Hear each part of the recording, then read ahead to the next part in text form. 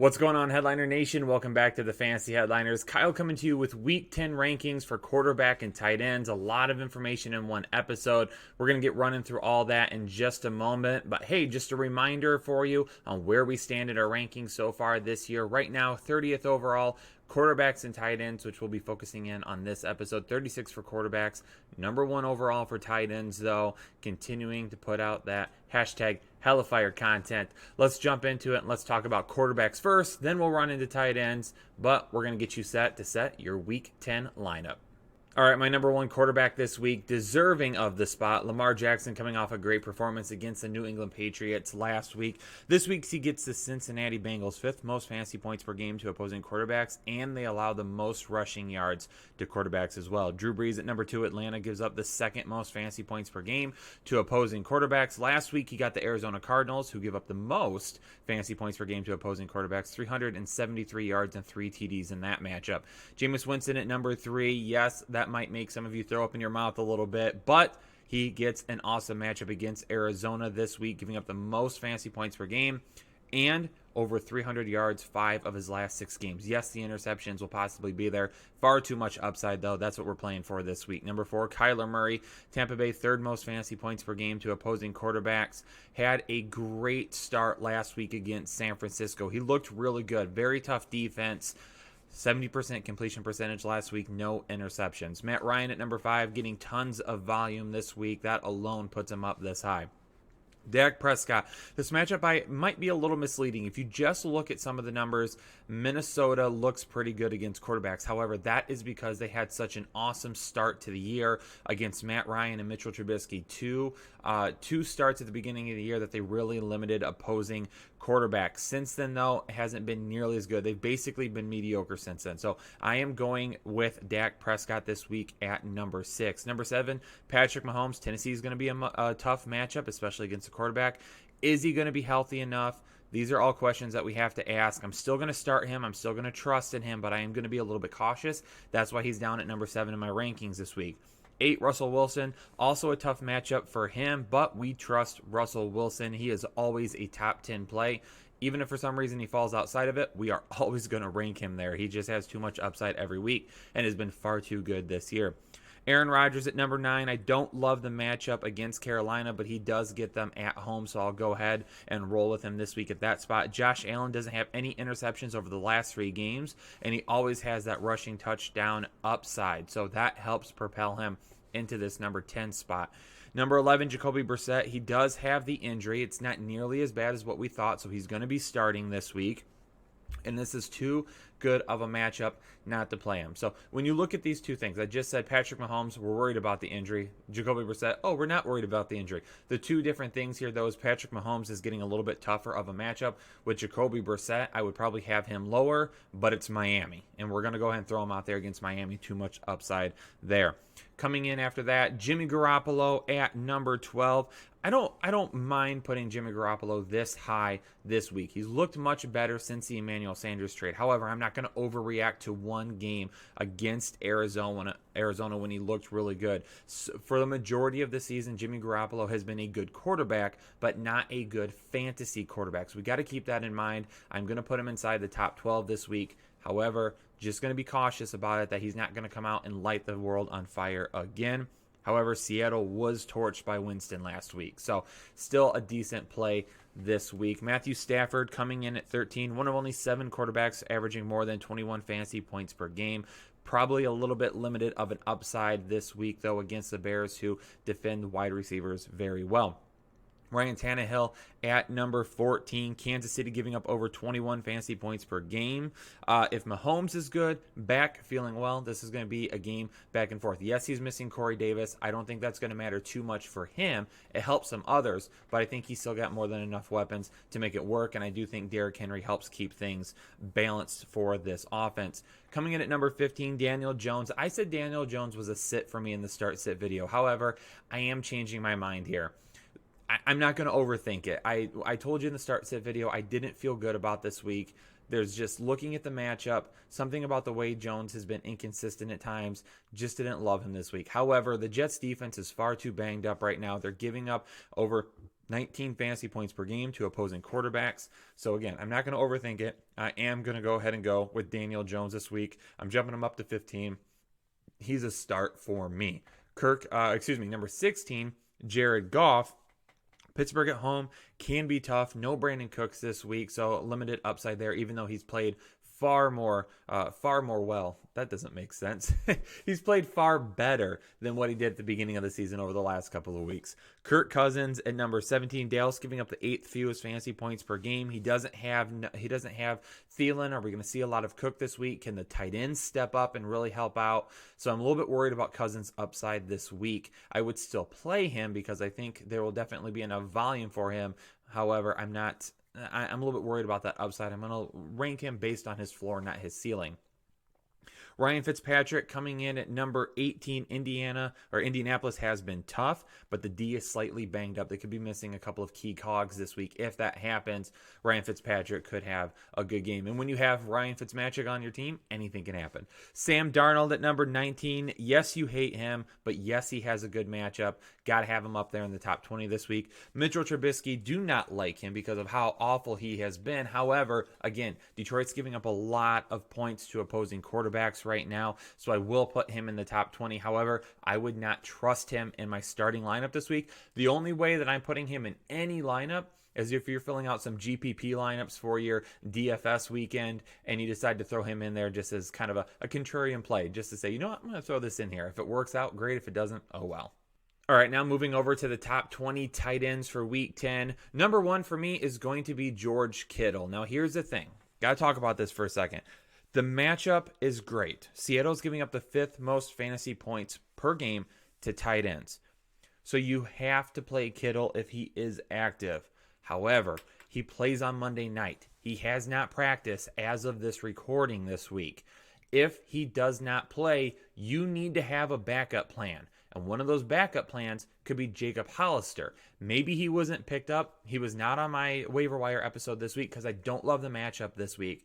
However, if he's still available on your waiver wire, grab Jacob Hollister. And then if for some reason George Kittle ends up being out, you can plug in Hollister.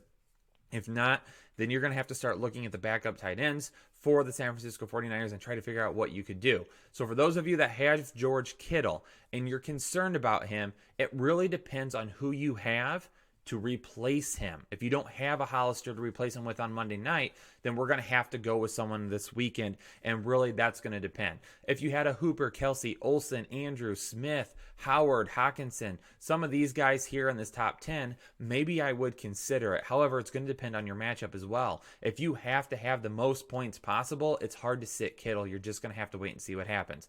So I understand a lot of you are going to be in tough spots this week. We'll talk about it a lot on the live show. I'll answer as many sit questions as I can when it comes to George Kittle, just to make sure I know that I can help a lot of you kind of get through this week. If you have him, knowing that he has been hurt, may not end up playing on Monday. If he does play, though, the upside is absolutely there. Got to roll with it.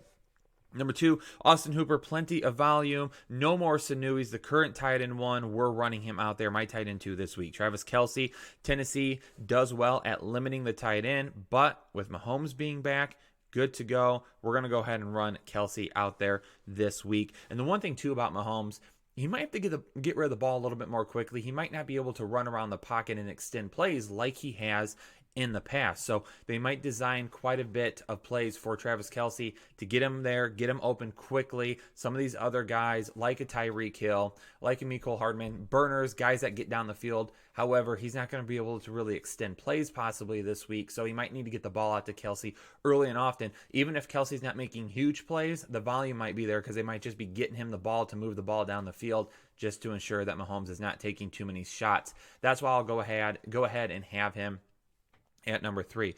Number 4, Greg Olson. Green Bay is giving up over 21 fantasy points per game to tight ends the last 4 weeks. They are giving up the most fantasy points per game to tight ends over the last 4 weeks. Olson in a good spot this week. Mark Andrews coming in at number 5. Cincinnati is giving up the 4th fewest fantasy points per game, but the last time that Andrews faced Cincinnati, he had 99 yards. So we're going to put him up at number 5 this week. Number 6, Jonnu Smith coming up there. No Corey Davis this week, and Kansas City allows over 13 fantasy points per game to tight ends. Smith in a really good spot.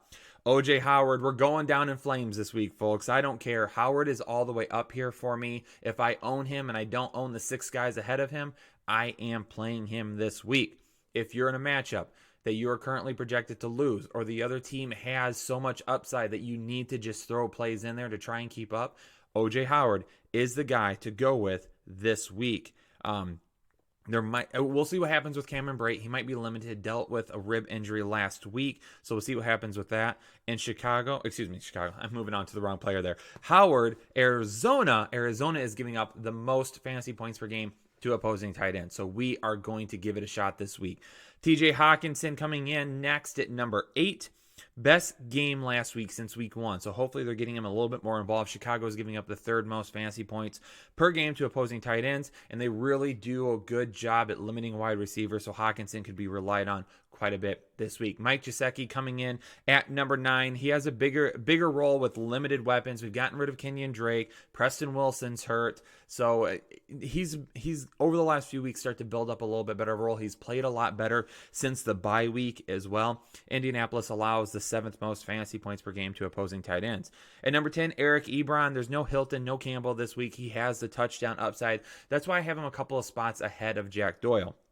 At number 11, Gerald Everett coming in there. A lot of questions this week about Josh Reynolds. Should we pick him up because there tends to be a lot of 3 wide receiver sets for the Los Angeles Rams. However, even though that might be the case in Josh Reynolds in those past games when he's able to scoot in there, I still think Gerald Everett's playing a lot better than he has in the past, and that's going to make him a better weapon and will tend to maybe bring Jared Goff towards his direction a little bit more than maybe he would with Reynolds. So I will go with Everett this week inside the top 12.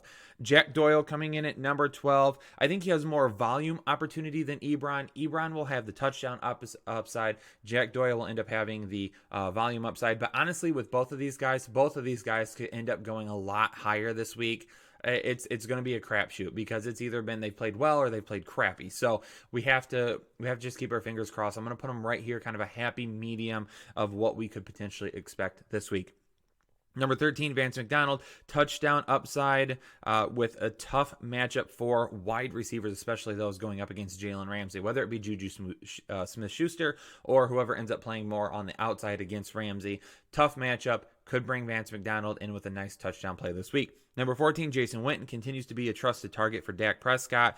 3rd most targets on the team right now and the best catch percentage on the team right now for Dallas. 15, Chris Herndon. I'd like to have him a little bit higher, but is he going to play more this week? He was active last week, didn't do anything. So we have to just keep an eye on him. That's why I've got him at 15. I got him over Ryan Griffin, though, because if he plays, he's a much better receiving option than Ryan Griffin. I hope we get Chris Herndon out there this week. We'll keep an eye on it. Jared Cook at number 16, back and healthy, but his best games this year came with Teddy Bridgewater, not Drew Brees. Are they going to have that connection? Is he going to be able to get himself out there with a lot of volume? This is a good matchup for the wide receivers. So the wide receivers going to eat, and Jared Cook's going to be left.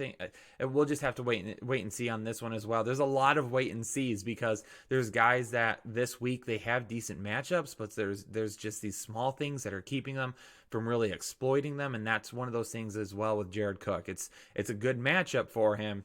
However, there's a lot of other factors in play here that could really limit his upside. I can't put him any higher than 16. Same thing goes for Kyle Rudolph at number 17. A really good matchup, one that he could take advantage of. No Adam Thielen. However, there's only been one game that he's played well this year. Outside of that one game, he's been outside the top 30 tight ends. I don't know how I can trust him, especially, I've been saying this a lot lately, especially when we get down to this late in the season. A lot of us who are fighting for playoff spots, who need to have wins, it's hard for me to say, oh, I'm going to put Kyle Rudolph in over a TJ Hawkinson, Hawkinson who has a really good matchup, who has performed well this season in a couple of different spots, who was drafted to be that guy. Kyle Rudolph just hasn't done that this year except for one game, and that was one game in which Adam Thielen went out at the beginning of the game. So it's tough for me to trust Rudolph this week. However, the upside is there. Jimmy Graham at number 18, Rhett Ellison at 19, and Jacob Hollister at 20. Honestly, with these three guys, I have them inside the top 20 tight ends this week, but I'm not playing any of them. I'm only really considering these 17 guys that you see on the screen, 1 through 17. Some of you probably already played Waller and probably already played Hunter Henry. Hunter Henry was my number 1 overall tight end for the week. However, these rankings are just for the weekend, so he's not going to be shown there. Waller was coming in at number 4 with me. That not going to end up being number 4. He'll probably still end up being a decent start this week. Just didn't end up being there. Didn't have the volume. Was not a great game for him. However, I did talk about that in my start-sit matchup, how I was a little bit worried about that matchup. So if you listen to the start and sit show, you heard a little bit more about that. So there you have it. Top 20 quarterbacks, top 20 tight ends. We're ready to roll for week 10. Don't forget the live show tonight at 9 p.m. Eastern. I'll be on live talking start and sit with you, answering your fantasy football questions, talking about life as always, and just having a good time. Kick back, relax. Come and join us tonight at 9 o'clock. Also, don't forget, though, hit that like button, subscribe to the channel if you haven't done so yet, hit the bell notification symbol as well. Have a really awesome announcement going on tonight as well, so if you can tune into the live show so I can share some exciting information with all of you. Thanks so much for checking out this episode. I'll catch you tonight on the live show. Good luck in week 10. We'll see you later.